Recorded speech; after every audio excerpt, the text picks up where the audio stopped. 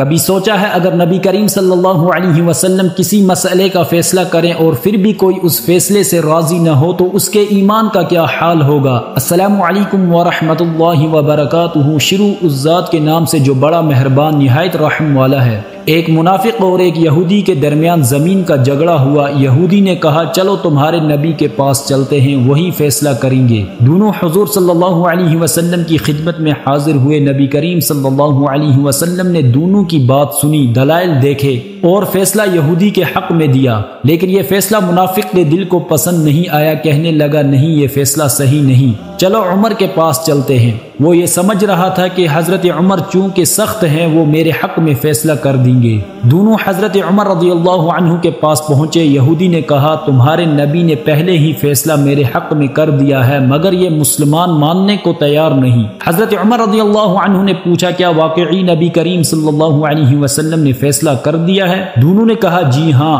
حضرت عمر رضی اللہ عنہ نے فرمایا ٹھہرو، میں ابھی آتا ہوں۔ حضرت عمر اندر گئے اور ہاتھ میں تلوار لے کر واپس آئے اور پھر منافق کی گردن اڑا دی اور فرمایا جو نبی کے فیصلے سے راضی نہ ہو عمر کا فیصلہ یہی ہے۔ منافقوں نے شور مچایا کہ حضرت عمر نے ایک مسلمان کو قتل کر دیا۔ یہ شکایت لے کر نبی کریم صلی اللہ علیہ وسلم کے پاس پہنچے۔ اسی وقت اللہ نے قرآن کی آیت نازل فرمائی۔ ترجمہ: پس آپ کے رب کی قسم کہ وہ لوگ مومن نہیں ہو سکتے جب تک کہ وہ اپنے جھگڑوں میں آپ کا حکم نہ مانے اور آپ کے فیصلے سے اپنے دلوں میں کوئی تنگی نہ پائیں اور بغیر بحث کے قبول نہ کر لیں۔ ناظرین، کامل ایمان صرف اسی کا ہے جو نبی کے ہر حکم پر بغیر سوال کیے لبیک کہے۔ آج بھی بہت سے لوگ دین کے کچھ حصے کو مانتے ہیں اور کچھ حصے کو چھوڑ دیتے ہیں۔ ایمان کا تقاضا یہ نہیں، ایمان تو یہ ہے کہ ہر معاملے میں رسول اللہ صلی اللہ علیہ وسلم کی اطاعت ہو۔ جو رسول اللہ صلی اللہ علیہ وسلم کے فیصلے سے راضی نہیں وہ دراصل اپنے ایمان سے محروم ہے۔ اطاعت